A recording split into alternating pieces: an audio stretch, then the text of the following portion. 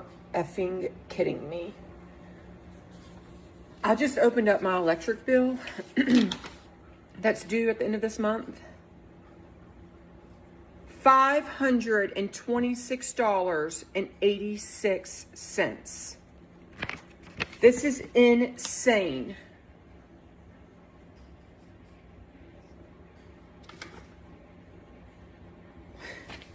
How the f are people supposed to live anymore? They really prioritize those data centers. That's why your bills are this crazy. And the worst part is that these data centers still need more energy, but it's not coming at the expense of the people. I'm in Maryland and mine was $1,073. Jesus. My house is a ranch with no basement and my thermostat is at 67. Unreal. And the funny thing about it is you'll find news articles telling you maybe you need to turn off the lights when you leave the house, and you're wondering, bro, last year we were paying less than this and we were utilizing it the same way. But now our bills is 3 times as high and the usage is still the same. Okay, I made a video about this a few months ago about how insane the electric prices in New Jersey have gotten, and it has somehow gotten worse since that. We just got our bill for December 5th through January 6th. We live in a 1,200 square foot house. We don't use a ton of electricity. We use gas now because it's been cold, but we keep our house at 68 degrees every single day. So we're not pumping the gas. I am diligent about the lights being off unless we are in the room. And if it's daytime, the lights are off. Let me just show you what our bill is. This is disgusting. I don't know if they're trying to price people out of the state or what's happening, but here we go. $742.50. Just tack that 50 cents on there just for good measure.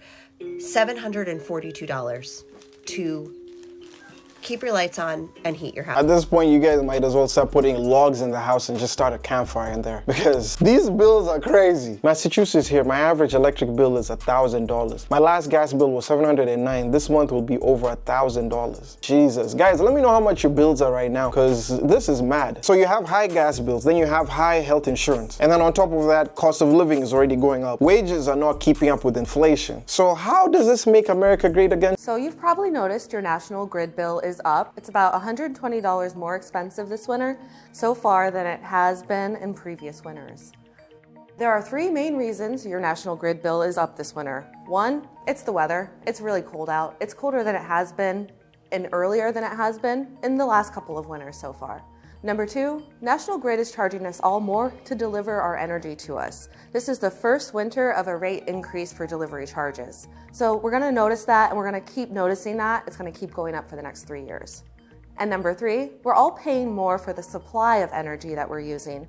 There's a lot more people asking to use a lot more energy. So demand is up and supply is stagnant. You might have noticed the data centers popping up all around the country. New advanced manufacturing centers. So all of that demand for electricity is driving up the costs that we all pay. The supply of electricity has been stagnant over the last couple of years. There hasn't been a lot of demand for growth of new generation. Now that there is, it's not coming online fast enough. If you want to save money on your electric bill and you're not going to be able to do that the old-fashioned way by just using less, there are a couple things you can do. Instead of turning off the furnace when you leave home, just turn it down 5 degrees. That'll lower your bill by a percentage, but it won't make your furnace work overtime to reheat your house. You can also turn on your ceiling fan to run clockwise instead of counterclockwise. And if you leave your water heater at 120 degrees, that's going to be the most efficient setting for your home. You need to make your fan run clockwise instead of counterclockwise. That's the solution they're giving you right here.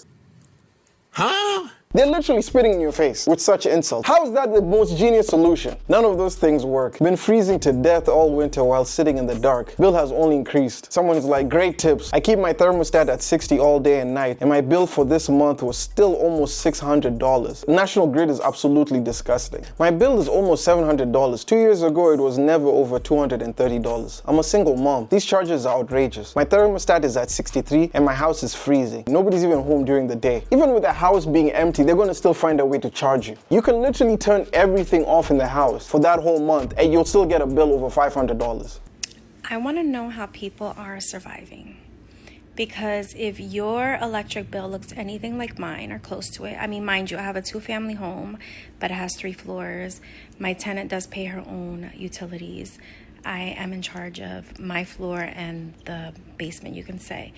And this is what it came out to. It's usually like 400. You know, in the summer, it could probably be like 500 because of the central air. And I do have a pool. But this is crazy. I don't know how people are going to survive this. I live in New Jersey. I know that it's in other states also. But I live in a very... and it's not even the best town. I live in an expensive town. Rents here are astronomical. They're just insane. And being able to pay your rent and then you have to pay a bill that's this high, or even let's say in the 500s. How are people even doing it? How are people surviving? I just don't get how a governor, a mayor, anybody can really allow this to happen to your people who vote for you. Girl, I'm drowning with these bills, mortgage, utilities, food, etc. And I'm probably sure someone in the comments is going to tell me, you just have to stick through the process. I'm pretty sure things are going to get better, but honestly, it's been a year. Like, how many more years do we need to give the process till we see the results? At the end of this video, I'm going to show you my electric bill. We're going to see if dictator Trump was right. He promised that energy prices would go down 50% within 1 year of him being inaugurated as president. Here's the montage. Under the Trump economic plan, we will cut your energy prices in half within, mark it down, and you can get very angry at me if we don't do it. Within 12 months, your energy prices will be cut in half. My plan will cut energy prices in half or more than that within 12 months. 12 months. Of taking office. Number one, your energy bill within 12 months will be cut in half, and that's my pledge all over the country. Beyond farmers, that's my pledge all over the country. Montage goes on for 30 more seconds, so you don't need to hear it. You get the picture. Here is my electric bill for January of 2026. It's $491. Let's see if that is half of what I paid in January 2025. What? Wait a minute. I paid less. A lot less in 2025 than 2026. But you'll say, okay, Singer Nick, it was a very cold January. Okay, let's check December. December 2025, I paid $314. December 2024, when Biden was still in office, I paid $220. It went up significantly. Let's check November. Now, November was a mild month. It wasn't that cold around here. Let's check November. November 2025, $192. Like I said, it was a mild month. November 2024, still less. None of my electric bills got less. He promised to lower the cost of electric and energy by 50% in 1 year. That did not happen at my house. Check your bills. Let's see if it happened at your house. He promised to end the Ukraine war on day one. That never happened. He promised to release all the Epstein files. That never happened. The list goes on and on and on of promises that he made to get elected, and you suckers fell for it, and we told you not to fall for it.